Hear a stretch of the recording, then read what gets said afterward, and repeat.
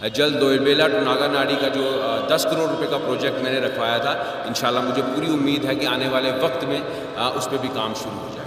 जो नई रोड मैंने मंजूर करवा के लाई है 5 करोड़ रुपए की, इमीडिएटली उसका टेंडर फ्लोट किया जाए और उस काम को रोड को जो है वो मार्कोट तक पहुंचाया जाए। और जो हमारे मुलाजमीन हैं पीएचई के, जल शक्ति के, उनके जो इंजीनियर्स हैं या उनके AEEs हैं, या मैं जहाँ तक भी बोलूँगा कि जो एक्जियन है वो सो रहे हैं।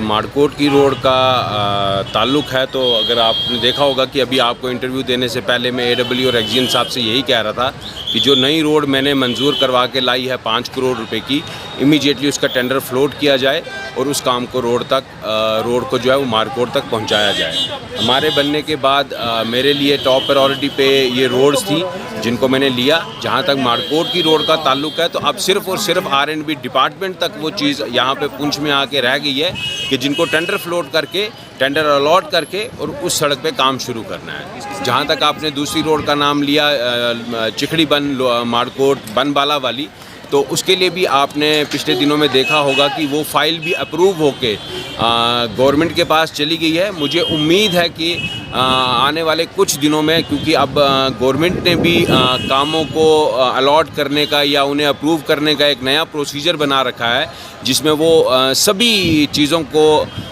काम अलॉट करने से पहले ही रख लेते हैं। मुझे उम्मीद है कि आने वाले वक्त में इंशाल्लाह जल्द से जल्द दोयबेला टू नागानाड़ी का जो 10 करोड़ रुपए का प्रोजेक्ट मैंने रखवाया था, इंशाल्लाह मुझे पूरी उम्मीद है कि आने वाले वक्त में उस पर भी काम शुरू हो जाएगा।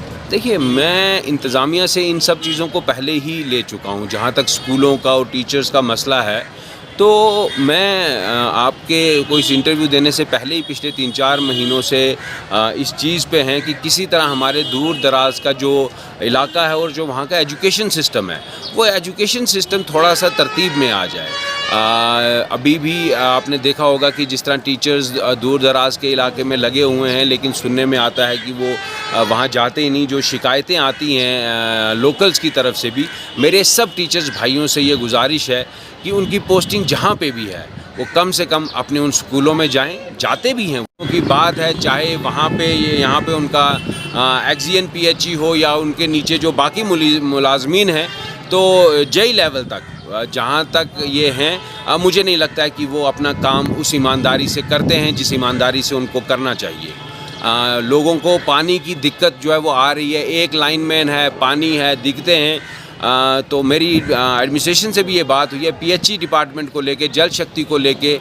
मैं ज़ाती अपने तौर पे बोलूँ तो मैं खुश नहीं हूँ।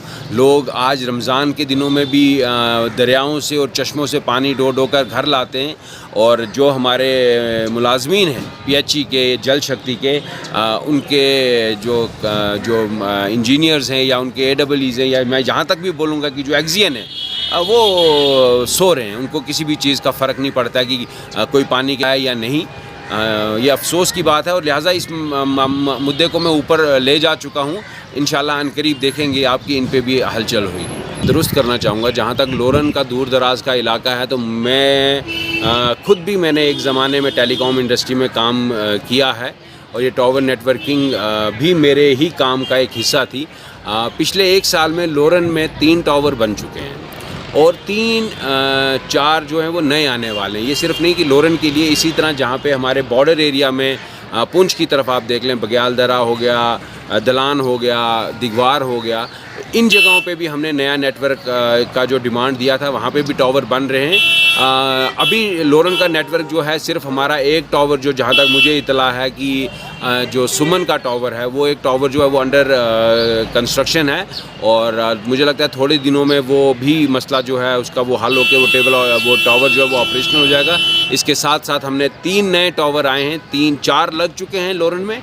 अब इसकी वजह या इन टावर्स की लगना की वजह, चाहे आपका कट्ठा हो, चाहे आपका बेला बाला हो, सुमन हो, म्याखू वाला तक, पीछे तक जहाँ पे भी पेरीफेरीज में दूर दूर ढोकों तक भी आप जो है वो सिग्नल आएगा। Thank you.